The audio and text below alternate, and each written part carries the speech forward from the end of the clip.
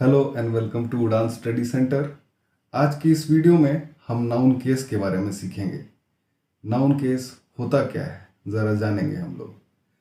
Noun case होता है एक सेंटेंस में नाउन किस मकसद से यूज़ किया गया है, ठीक है, सब्जेक्ट के तौर पे, ऑब्जेक्ट के तौर पे या फिर ओनरशिप के तौर पे, ठीक है। तो आइए, इस वीडियो का कंटेंट रहेगा, हम देखते हैं 3 प्रकार का केस होता है, ठीक है, काइंड्स ऑफ नाउन केस। पहला है नॉमिनेटिव केस, दूसरा एक्यूजेटिव केस, तीसरा पॉजेसिव केस। हम एक एक करके तीनों केस के बारे में डेफिनेशन और एग्जाम्पल के साथ समझेंगे। इसके बाद हम लोग फॉर्मेशन ऑफ पॉजेसिव केस की ओर बढ़ेंगे लास्ट में, ठीक है, कैसे पॉजेसिव केस बनाया जाता है वाक्य में। तो वीडियो में अंत तक जरूर बने रहिए ताकि आप बेहतर रीति से सीख पाएं कि नाउन केस होता क्या है। और चैनल पे नए हैं आप तो जरूर चैनल को सब्सक्राइब कीजिए, और वीडियो अच्छा लगे और आप सीखते हैं तो वीडियो को लाइक ज़रूर कीजिएगा।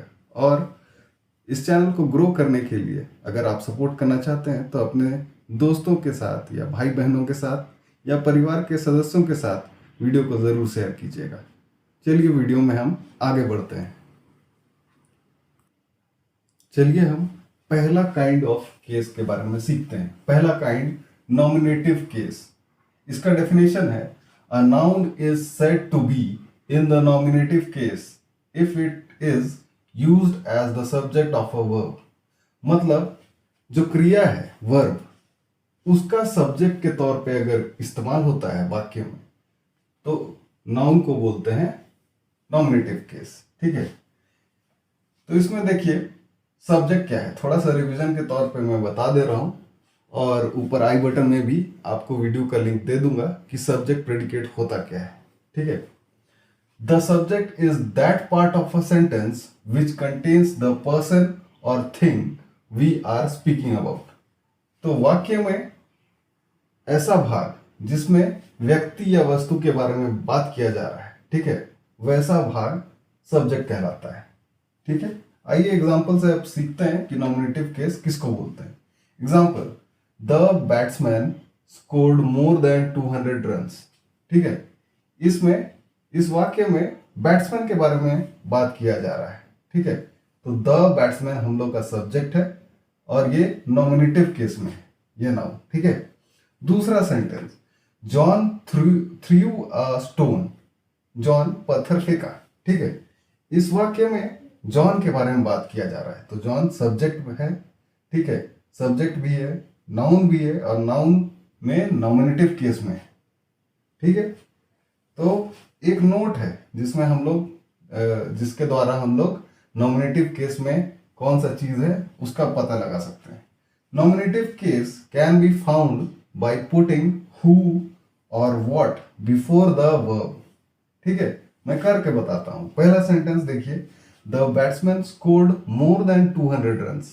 तो यहाँ वर्ब है स्कोर्ड, ठीक है, कितना रन प्राप्त किया। तो प्राप्त करने का शब्द है, क्रिया का शब्द है स्कोर्ड। तो इसके सामने हम लोग ये शब्दों को हटा देंगे और लगा देंगे who scored more than 200 runs.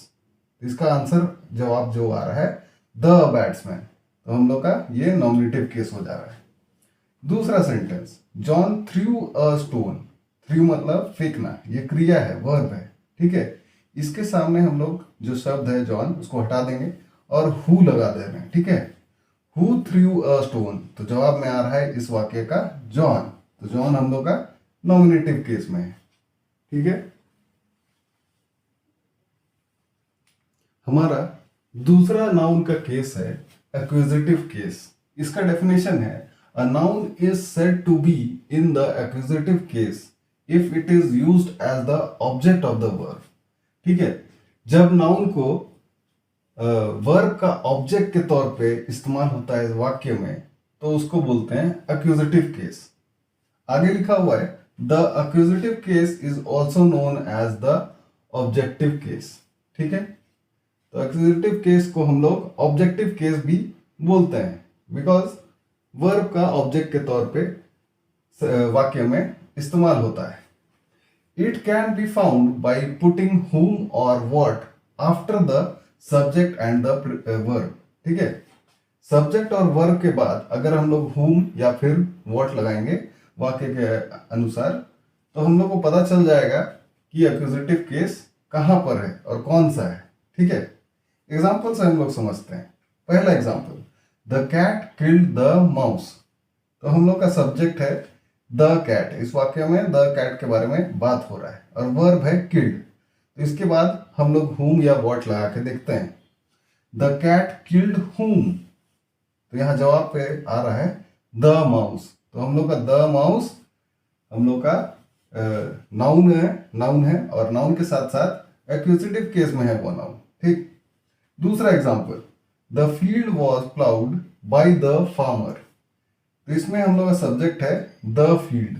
ठीक है, इस वाक्य में फील्ड के बारे में बात हो रहा है, और हम लोग का वर्ब है वाज प्लाउड। ठीक है, प्लाउड का मतलब होता है खोदना, खुदाई करना। ठीक है, तो इसमें हम लोग लगा के देखते हैं, the field was ploughed by whom, किसके द्वारा ये फील्ड का खुदाई हुआ। तो जवाब के तौर पे आ रहा है द फार्मर। तो द फार्मर हम लोग का नाउन है, और नाउन के साथ साथ एक्यूजेटिव केस में है वो नाउन। ठीक है, वीडियो में आगे बढ़ते हैं। चलिए अब हम तीसरा और आखिरी प्रकार का केस में आगे बढ़ते हैं, जो कि है पॉजिटिव केस। पॉजिटिव केस का डेफिनेशन हम लोग सीखते हैं अब। A noun is said to be in the possessive case if it denotes possession, authorship, origin, kind. तो ऐसा प्रकार का नाउन जो अपनापन करता है कुछ चीज का, या फिर उसका काइंड, उसका जाति या ओरिजिन कहाँ से निकल के आया है, या फिर वो खुद से लिखा है या किया है कुछ काम को, ऑथरशिप। तो ऐसा प्रकार का नाउन को हम लोग पॉजिटिव केस के अंतर्गत रखते हैं। It answers the question whose. तो इसमें हम लोग अगर वाक्य में हुज शब्द लगा के सवाल पूछेंगे, तो हम लोग का क्या चीज पॉजिटिव केस में है ये पता चल जाएगा। ठीक है, the possessive case is also known as genitive case. इसको हम लोग जेनेटिव केस भी बोल सकते हैं। ठीक है, आइए अब हम उदाहरण से समझते हैं। पहला, the museum houses Mahatma Gandhi's watch. तो इसमें अगर हम लोग सवाल पूछेंगे, the museum houses whose watch. ठीक है, इसके बदले में हम लोग हुज लगा देंगे, तो इसका जवाब आएगा महात्मा गांधीज वॉच। तो महात्मा गांधीज वॉच जो है हम लोग का पॉजिटिव केस में। दूसरा example, this is Rama's umbrella. इसमें हम लोग सवाल पूछेंगे, दिस इज हुज अम्ब्रेला। तो इसमें आंसर आ रहा है रामाज। ठीक है, तो रामाज हम लोग का पॉजिटिव केस में। तीसरा और आखिरी example, the mother's love is pure. इसमें हम सवाल पूछेंगे, हुज लव इज प्योर। तो यहाँ पे जवाब आ रहा है मदर्स।